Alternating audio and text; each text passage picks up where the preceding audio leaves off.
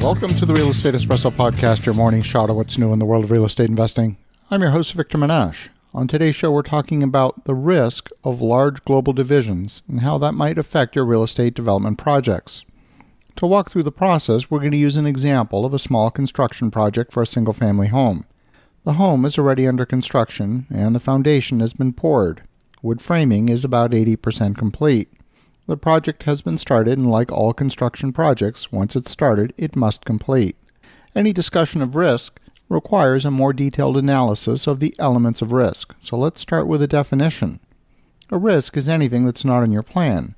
In this context, it's fair to say that most businesses have not taken into account the risk of China becoming fully isolated from the Western world.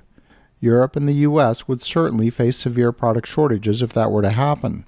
When we talk about risk, we need to break it down further. Risk gets broken down into the elements of likelihood and impact. And we know from history that people are notoriously poor at assessing whether a risk is likely to come true or not. So we're not even going to try to assess the likelihood. What often happens is people say, oh, this is unlikely, so they don't even quantify the impact. I think it's important, irrespective of the likelihood, to quantify the impact for things that could potentially have a massive impact to your project. Once you start to look at impact, you can break that down even further into categories. So, for example, if China were to become isolated from the West, the impact could be quantified in terms of time delays or increased costs, and that could be a one-time cost or even recurring cost. The impact could be one of quality or perhaps even feasibility. Your project could be completely dead in the water. We don't know yet. But all of these impacts could be quantified. In our scenario, an event takes place in the Straits of Taiwan, and the United States declare a complete ban on imports from China. Just like any economic sanctions, some shipments will be redirected, maybe through Malaysia or Vietnam, in order to evade sanctions. But the major retailers like Walmart and Home Depot would be very hard-pressed to evade those sanctions. They would get caught and would likely face severe penalties if they did attempt to evade sanctions. It's usually at this point in the conversation that someone jumps in and says, well, it doesn't make any sense to impose sanctions against China. It would hurt the U.S. more than it would hurt China.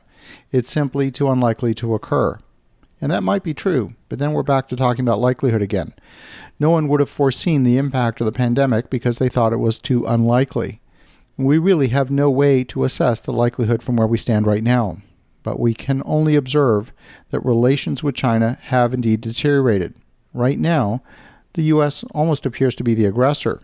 I compare U.S. warships in the Taiwan Straits to, for example, having Chinese warships in international waters in the Gulf of Mexico or hovering around the islands in the Caribbean.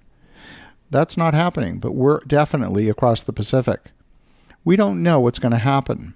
Now, people have a very hard time separating likelihood and impact in their minds. So for today, we're only going to talk about impact and we're going to put likelihood to the side. The first obvious impact is supply chain shortages of products. Food, fuel, and other commodities are coming from almost anywhere else except China, so we don't have to worry about people necessarily starving in North America or Europe. But if transportation is relying on parts from China to keep trucks on the road, then it is possible that even the food supply could be disrupted. The largest and most obvious impact would be on anything having electronic components. Taiwan Semiconductor and UMC together have a dominant share of the global semiconductor market for manufacturing. The relatively small investment in the Phoenix manufacturing plants at TSMC is not enough to break the shortfall if that were to happen. We do have an idea what supply chain shortages look like because we just went through that on a smaller scale during the pandemic. But in this case, the impact would be much more severe. The laws of supply and demand dictate that everything will get much more expensive. We'll experience a sharp rise in prices for products that used to be plentiful and inexpensive. Enterprising merchants will gobble up inventories and they'll aim to profit from the supply-demand mismatch. The increase in prices for critical components will be immediate, even if the inventory exists in the market. Central bankers will see a simultaneous decline in business activity at the same time as we see prices rising. This is a textbook definition of stagflation. A central bank playbook of restricting monetary policy to reduce demand will not work in this instance because the supply side would be artificially constrained. So back to our little construction project. We need all kinds of products to finish the construction. We'll need plumbing components that are in fact overwhelmingly manufactured in China, even with U.S. brand names. Electrical components like circuit breakers and switches and outlets are also manufactured in large measure in China, although there are two major manufacturers, Eaton and Leviton, that do manufacture in the United States. So supply will not go to zero, but shortages are definitely inevitable. The impact is clear. You can have a very difficult time sourcing components needed to complete the construction, and if you do, you're going to pay a lot more than you plan to purchase them. The carrying cost of the half-finished product will be much higher due to the delays in construction while you're waiting for those supplies to arrive, if they even do arrive.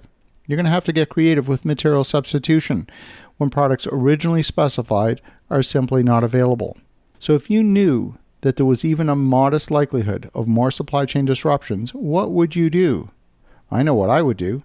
I would pre-purchase all of the materials needed for the project at the beginning of the project and store them in shipping containers on the construction site. That's a very simple risk mitigation plan that would take that risk completely off the table. If you can't plan for supply, then assure you have the supply before you even start. That's a very simple risk mitigation plan. I'm going through this example to take you through the thought process of how you can mitigate risks by taking things that might be unlikely and treating them as if they're a certainty. And how would you manage things differently? As you think about that, have an awesome rest of your day. Go make some great things happen. We'll talk to you again tomorrow.